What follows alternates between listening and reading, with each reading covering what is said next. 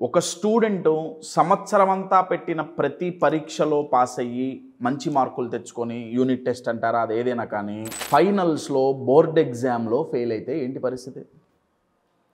ఒక cricket team ప్రపంచ cup ఆడేటప్పుడు ప్రతి మ్యాచ్లో నెగ్గి నాకౌట్ మ్యాచెస్లో సెమీఫైనల్స్లోనో ఫైనల్స్లోనో ఓడిపోతే ఏంటి పరిస్థితి?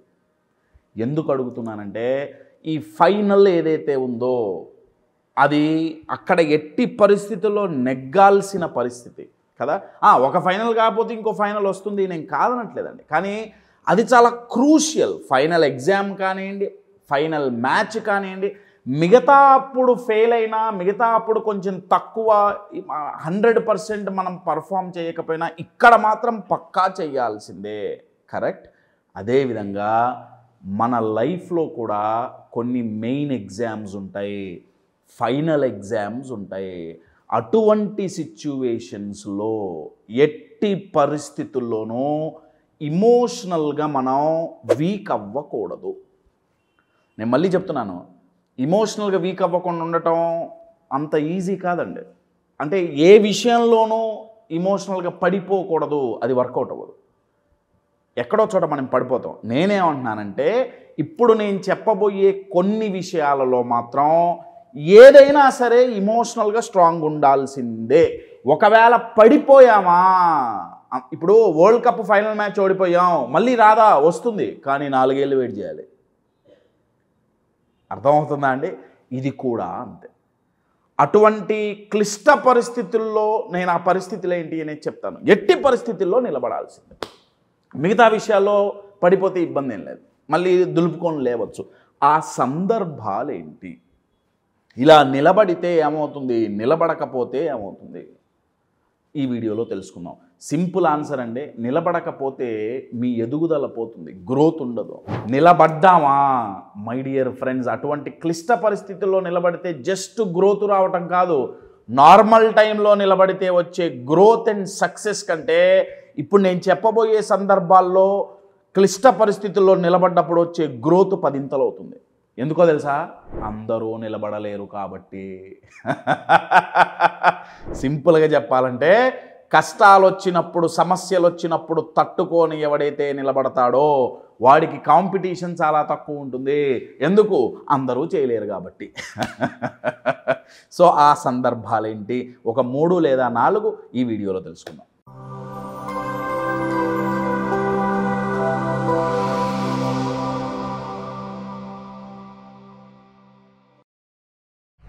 ఎంవిఎన్ కశ్యప్ ఒక అమేజింగ్ లైఫ్ కోచ్. ఎందుకంటే జీవితంలో అయినా బిజినెస్లో అయినా సమస్యలు, కష్టాలు, నష్టాలు వస్తుంటాయి. అటువంటి టఫ్ టైమ్స్ని ఎదుర్కోవాలంటే మన మైండ్ టఫ్గాను అన్షేకబుల్గా ఉండాలి.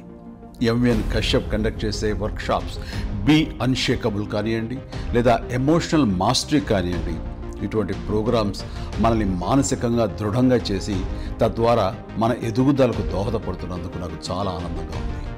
ఇటువంటి ప్రోగ్రామ్స్ మీరు మరిన్ని చేయాలని కోరుకుంటూ wishing you all the very best Kashyap.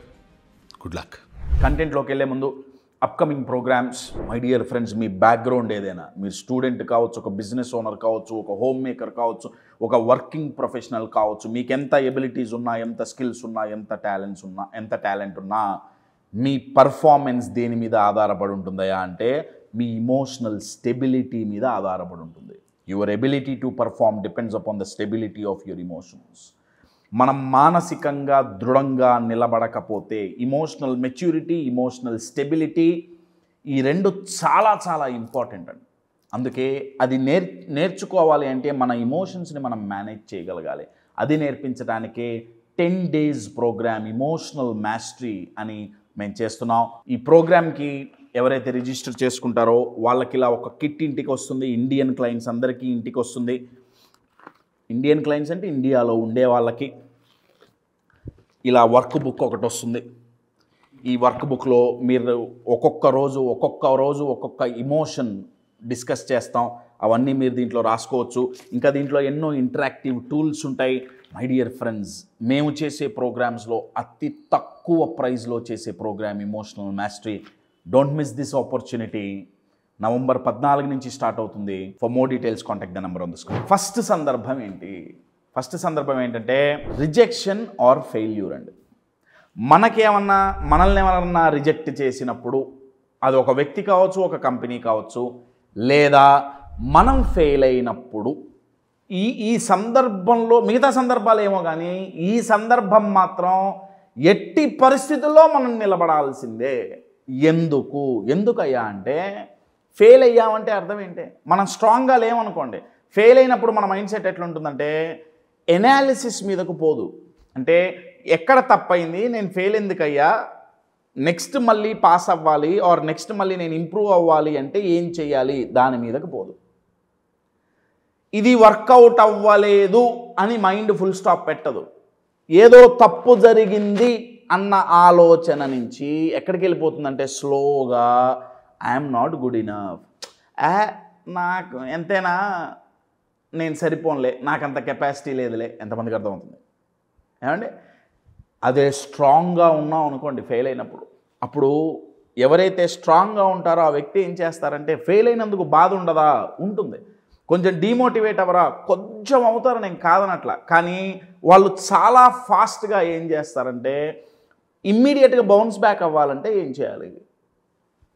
ఎందుకు ఫెయిల్ అయ్యాం, ఏం చేస్తే సక్సెస్ అవుతాం, ఏం చేస్తే మళ్ళీ బౌన్స్ బ్యాక్ అవుతాం, వాళ్ళు పర్సనల్గా తీసుకోరు. అర్థమవుతుందా? ఎందుకంటే అండి ఫెయిల్యూర్స్ చాలా చాలా క్రూషియల్ మూమెంట్స్ అండి మన లైఫ్లో. మనల్ని ఒకళ్ళు రిజెక్ట్ చేసినప్పుడు కానీ ఫెయిల్ అయినప్పుడు కానీ గాడి తప్పామా, ఇమోషనల్గా డౌన్ అయిపోయామా, మనం డైరెక్ట్లీ ఆర్ ఇండైరెక్ట్లీ ఒక 5 సంవత్సరాలు వెనక్కి వెళ్ళిపోయినట్టే. ఇది మీరు బాగా గుర్తుపెట్టుకోండి. సెకండ్ ఏరియా ఏంటంటే ఈ ఏరియా రిలేషన్షిప్కి సంబంధించిన ఏరియా.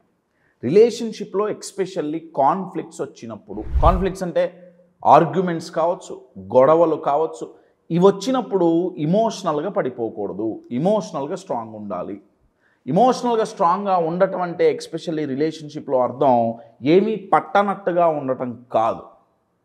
అంటే ఇప్పుడు ఇద్దరి మధ్య గొడవ జరుగుతోంది, అది పార్ట్నర్స్ కావచ్చు, లైఫ్ పార్ట్నర్స్ కావచ్చు, బిజినెస్ పార్ట్నర్స్ కావచ్చు, క్లోజ్ ఫ్రెండ్స్ కావచ్చు, అది ఏ రిలేషన్షిప్ అయినా సరే. గొడవలు లేని రిలేషన్షిప్ ఉన్నదండి. ఎక్కడో చోట మిస్అండర్స్టాండింగ్స్ అవుతాయి, గొడవలు ఉంటాయి, ఆ లేని రిలేషన్షిప్ ఉండదు. అయితే నేనేమంటానంటే అది జరిగినప్పుడు కనుక మనం ఇమోషనల్గా వీక్గా ఉంటే ఏమవుతుందంటే, నిలబడకపోతే ఏమవుతుందంటే అయితే ఎక్స్ప్లోడ్ అవుతాం, ఆటం బాంబులాగా పేలిపోయి చాలా పెద్ద పెద్ద చిలికి గానివానన్నట్టు ఇంత చిన్న ఇష్యూని చాలా పెద్దగా చేసేస్తాం. అది రిలేషన్షిప్ మీదే ఎఫెక్ట్ పడుతుంది. అంటే ఆ రిలేషన్షిప్ మొత్తం డిస్టర్బ్ అవ్వటం కాదు, డిస్ట్రాయ్ అయ్యే ఛాన్స్ ఉంటుంది. కానీ ఇమోషనల్గా స్ట్రాంగ్గా మెచ్యూర్డ్గా ఎవరైతే ఉంటారో రిలేషన్షిప్స్లో కాన్ఫ్లిక్ట్స్ వచ్చినప్పుడు వీళ్ళు పడే ఇబ్బంది చాలా చాలా తక్కువ అండి. పడతారు కానీ చాలా చాలా తక్కువ ఇబ్బంది పడతారు. వీళ్ళు ఏం చేస్తారయ్యా అంటే ఏ తప్పు జరిగింది, మిస్అండర్స్టాండింగ్ అంటే పేరులోనే ఉంది కదండి, మిస్ టు అండర్స్టాండ్, అంతేగా. I missed something to understand అంటే నేను ఏదైతే అర్థం చేసుకోవాలో అది నేను మిస్ అయ్యాను, అదేంటి అనే దాని మీద ఫోకస్ చేస్తారు. ఏ తప్పు జరిగింది అనే దాని మీద ఫోకస్ చేస్తారు. కానీ వీక్గా ఉంటే ఎవరు తప్పు చేశారు అనే దాని మీద ఫోకస్ చేస్తారు. రెండిటికి తేడా తెలుస్తుందా? ఏం తప్పు జరిగింది అనే దాని మీద ఫోకస్ చేస్తే ఆ తప్పేంటో సరిదిద్దుకొని మళ్ళీ రిలేషన్షిప్ని బెటర్ చేసుకుంటాం, ముందుకు వెళ్ళిపోతాం. కానీ తప్పెవరిది అనే దాని మీదే మాత్రం ఫోకస్ చేస్తే అది పర్సనల్గా వెళ్ళిపోయి ఈగో క్లాషెస్కి వెళ్ళిపోయి బ్లేమింగ్కి వెళ్ళి ముద్రలు వేసుకుంటూ బతుకుతాం, నువ్వు ఇట్లా నువ్వు ఇది అనుకుంటూ. అందుకని రిలేషన్షిప్లో ఎక్స్పెషల్లీ కాన్ఫ్లిక్ట్స్ వచ్చినప్పుడు ఇమోషనల్గా స్ట్రాంగ్ ఉండాల్సిన అవసరం ఎంతో. ఒకటి ఫెయిల్యూర్స్ ఆర్ రిజెక్షన్స్, సెకండ్ రిలేషన్షిప్లో కాన్ఫ్లిక్ట్, థర్డ్ ఫోర్త్ది చాలా బాగుంటుందండి, అందుకే నేను ఆఖరిలో చెప్దామని పెట్టుకున్నా. థర్డ్ది ఏంటంటే ప్రెషరైజ్డ్ సిచ్యువేషన్స్లో. కశ్యప్ మరి ఫెయిల్యూర్ వచ్చినప్పుడు ప్రెషరే, రిలేషన్షిప్లో కాన్ఫ్లిక్ట్ వచ్చినప్పుడు ప్రెషరే, మరి ప్రతి విషయము ప్రెషరే కాదండి. ప్రతి విషయము మనకు ప్రెషర్ కాదు. కొన్ని హై ఇంటెన్సిటీ ప్రెషర్ ఉండే సిచ్యువేషన్స్ ఉంటాయి. మిగతా విషయాలన్నీ ప్రెషర్తో ఎందుకు అనిపిస్తున్నాయంటే మనం అలా ఆ దృష్టికోణంలో చూస్తున్నాం. ప్రెషర్ తీసుకోవాల్సిన అవసరం లేని విషయాల్లో కూడా ప్రెషర్ తీసుకుంటున్నాం కాబట్టి అన్నీ లైఫ్ అంతా ప్రెషర్ అన్నట్టే ఉంటుంది. చాలా విషయాల్లో ప్రెషర్ తీసుకోకర్లా. కానీ కొన్ని విషయాల్లో చాలా హై ఇంటెన్సిటీతో ప్రెషర్ ఉంటుంది. ఎందుకు ఉంటుంది? కశ్యప్ అంత ఖచ్చితంగా ఎలా చెప్తావు? ఎందుకంటే ఇవాళ ఉన్న ఉద్యోగం రేపు ఉంటుందో ఉండదో తెలియదు, ఇవాళ ఉన్న ఆరోగ్యం రేపు ఉంటుందో ఉండదో తెలియదు. అంటే మనం ఎంత జాగ్రత్త తీసుకున్నా ఎక్కడో చోట ఏదో ఒక ఇబ్బంది అయితే రాకుండా ఉండదు కదా. అది బిజినెస్లో లాస్ కావచ్చు, అన్సర్టినిటీ కావచ్చు, మార్కెట్లో ఏమన్నా ఇబ్బంది కావచ్చు. కొన్నిసార్లు మార్కెట్ మన చేతుల్లో ఉండదండి, ఉన్నట్టుండి క్రాష్ అయిపోతుంది, ఎస్పెషల్లీ ఏ బిజినెస్లో ఉన్నా. కానీ అటువంటి పరిస్థితుల్లో ఇమోషనల్గా గనక వీక్గా ఉంటే వాళ్ళు ఏం చేస్తారంటే అయితే చాలా ఫాస్ట్గా డిసిజన్ తీసుకుంటారు. ఇక వద్దు, చాలు, ఇక వదిలేసి వెళ్ళిపోదాం, ఈ బిజినెస్ వద్దు, లేకపోతే ఈ వర్క్ చేయొద్దు, లేకపోతే ఈ కెరియర్ వద్దులే, వెళ్ళిపోదాం అని వదిలేస్తారు. కొంచెం తట్టుకొని నిలబడ్డారా మళ్ళీ మొదలవుతుంది, వాళ్ళు వదిలేస్తారు. లేదా రెండో రకం ఏంటంటే అతిగా ఆలోచిస్తారు. అతిగా ఆలోచించి వీళ్ళు వదలరు, కానీ అతిగా ఆలోచించి ఏమవుతుందంటే మనసంతా పాడు చేసుకొని నువ్వు మార్కెట్ మంచిగా వచ్చింది, మళ్ళీ ఆపర్చునిటీస్ వచ్చే ఛాన్స్ వచ్చింది, కానీ వీళ్ళు మానసికంగా రెడీగా లేరు, ఆల్రెడీ కుమిలిపోయారు. అర్థమవుతుందా? లేదా మూడో రకం ఏం చేస్తారంటే ఫ్రీజ్ అయిపోతారు. వీళ్ళకి ఏం చేయాలో అర్థం కాదు, ఉండాలా, వదిలేయాలా, పోవాలా, ఏంటి నెక్స్ట్ ఏంటి తెలియదు. అందుకనే ప్రెషరైజ్డ్ సిచ్యువేషన్స్లో ఎవరైతే ఇమోషనల్గా స్ట్రాంగ్ ఉంటారో వాళ్ళు ఏం చేస్తారంటే జస్ట్ తట్టుకొని నిలబడరండి, వాళ్ళు ఆ ప్రెషర్ను ఉపయోగించుకొని లోపలున్న ట్రెజర్ని వెలికి తీస్తారు, వాళ్ళ సత్తాని బయటికి తీస్తారు, వాళ్ళ ఆలోచన విధానానికి పదును పెడతారు. అలా పదును పెట్టడం వల్ల వాళ్ళకొచ్చిన సమస్యకి పరిష్కారం వాళ్ళు చూసుకోగలుగుతారు. అందుకే మై డియర్ ఫ్రెండ్స్, ప్రెషరైజ్డ్ సిచ్యువేషన్స్లో ఇమోషనల్గా చాలా స్ట్రాంగ్గా, స్టేబుల్గా, మెచ్యూర్డ్గా ఉండాల్సిన అవసరం ఉంటుంది. ఫోర్త్ మోస్ట్ ఇంపార్టెంట్ ఏంటంటే లెట్టింగ్ గో. అంటే కొన్ని సందర్భాలలో మనం ఎంతో బాగా గట్టిగా బిగించి పట్టుకొని ఉంటాం, వదిలేయాల్సిన సందర్భాలు వస్తాయి. అటువంటి పరిస్థితుల్లో చాలా ఇమోషనల్గా స్ట్రాంగ్ ఉండాలి. ఆ వదిలేయటం ఏంటయ్యా అంటే వ్యక్తి రూపంలో కావచ్చు, డబ్బు రూపంలో కావచ్చు, పరువు రూపంలో కావచ్చు, ఒక్కొక్కసారి కెరియర్ రూపంలో కూడా కావచ్చు. కొన్ని వదిలేయాల్సిన సందర్భాలు చాలా ఉంటాయి. ఆ సందర్భంలో గనక వదిలేయకపోతే, అక్కడ గనక ఇమోషనల్గా వీక్గా ఉంటే వదిలేయలేమండి. కొన్ని డైరెక్ట్గా పట్టుకోలేము, వదిలేయాల్సి వస్తుంది. ఇప్పుడు ఒక మనిషి ఉన్నాడు, మనిషి వదిలేసి వెళ్ళిపోయాడు లేదా పోయారు, అప్పుడు వదిలేసినట్టే కదా. కానీ మానసికంగా వదిలేయలేకపోతాం. ఇమోషనల్గా వీక్గా ఉంటే వదిలేయలేరు. కశ్యప్ ఏమవుతుంది వదిలేయకపోతే వచ్చే నష్టం ఏంటి? నష్టం ఏంటయ్యా అంటే మీరు ట్రైన్ ఎక్కుదామని రిజర్వేషన్ చేయించుకొని రైల్వే స్టేషన్కి వెళ్ళారు, ట్రైన్ పోయింది, మీరంతే రైల్వే స్టేషన్లో కూర్చుంటే మీ పరిస్థితి ఏంటి? కశ్యప్ ఇంకో ట్రైన్ వస్తుంది కదా, ఈ టికెట్ ఆ ట్రైన్కి పనికిరాదండి. అర్థమవుతుందా? అయ్యో ట్రైన్ పోయిందే, అయ్యో నెక్స్ట్ ఏంటి అనేది ఆలోచించాలి. కొన్ని సందర్భాలలో ఫుల్ స్టాప్ పెట్టాల్సిన అవసరం లైఫ్లో వస్తుందండి. ప్రతిదానికి కామా పెట్టుకుంటూ పోవైతే కాదు, అయిపోతుంది, ఎక్స్పైరీ ఉంటుంది కదా, ఫుల్ స్టాప్ పెట్టాల్సి వస్తుంది. ఇమోషనల్గా కనుక వీక్ ఉంటే ఫుల్ స్టాప్ పెట్టలేరు కాబట్టి నాన్ స్టాప్గా సఫర్ అవుతారు.